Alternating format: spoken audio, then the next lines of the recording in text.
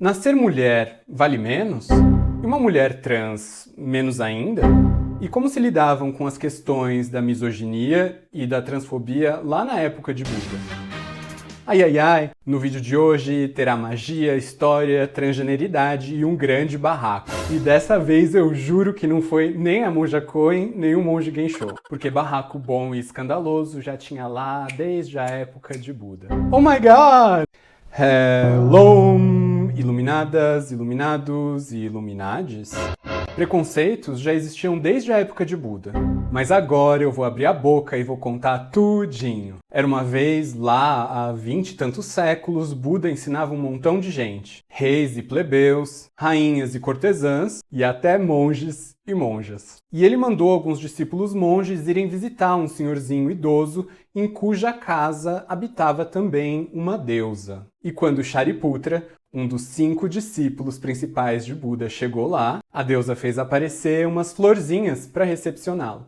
E uma delas caiu e grudou na orelha de Shariputra. E ele, por conta do voto monástico, ou sei lá, masculinidade ferida, ficou muito incomodado. Mas por mais que ele tentasse arrancar aquela florzinha da orelha, ela não saía de jeito nenhum, como se estivesse grudada com super bonder. E Shariputra resolveu dar uma carteirada na deusa, falou: quem você pensa que é? Eu sou discípulo de Buda, eu já vi o vazio, eu tô no caminho da pequena iluminação, e que coisa é essa? E a deusa respondeu: eu sou a deusa fulana, amiga do dono da casa, também sou discípula do Buda e tô no caminho da grande iluminação. Mas o Shariputra ficou meio incomodado e quis tirar satisfação. E talvez com orgulho um pouco ferido ele começa a bater boca um pouco com ela e fala: eu não sei que tipo de magia é essa, mas na verdade se você fosse tão poderosa assim, você já teria renascido como homem, não estaria assim no aspecto feminino.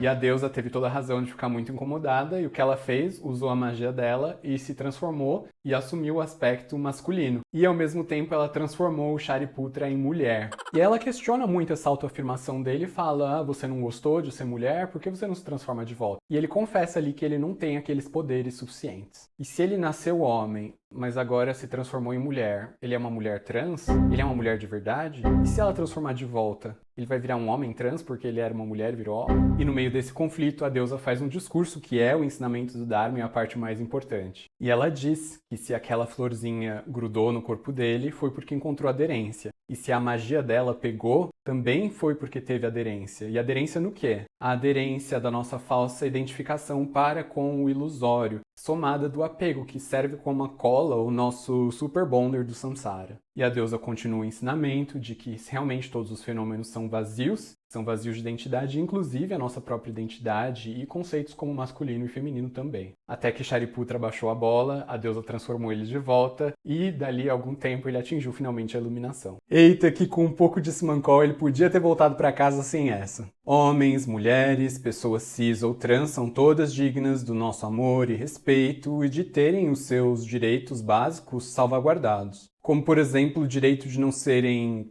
assassinados. Então vamos respeitar, sim, todas as pessoas nas suas identidades, porque de uma maneira ou de outra são sempre efêmeras e ilusórias. E vamos respeitar também o nome social das pessoas e ampará-las em tudo o que for benéfico, virtuoso e necessário. No final das contas, o nosso nome, seja o de nascimento, o registro, batismo, algum apelido ou nome de escolha, todos eles. Todos os nomes são convenções. E todos os nomes são nomes sociais. Eu quis trazer uma narrativa budista desse micro precedente canônico que destroça as ideias da inferioridade feminina. E também da petrificação do gênero como um grande monstro ou fonte de problemas como uma coisa concreta. A pessoa budista não é obrigada e nem está proibida de seguir nenhuma dessas pautas, como, por exemplo, linguagem não binária. Mas, independentemente da nossa liberdade pessoal como pessoa budista, a gente tem que se lembrar que a mensagem básica dos ensinamentos do Dharma é, sim, sempre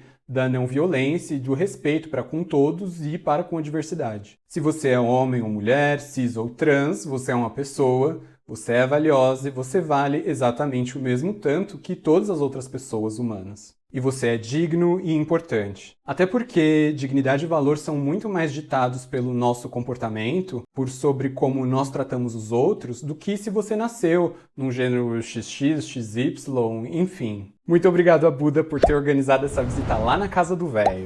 E muito obrigado a vocês por me acompanharem aqui no canal e lá no Stories. E ativem o sininho da igreja das notificações porque eu tenho postado de uma forma bem errática ultimamente. Um abracinho a todos e muito obrigado por me acolherem sempre com muito carinho e respeito, porque não é todo mundo que está preparado para ter um amigo monge na vida.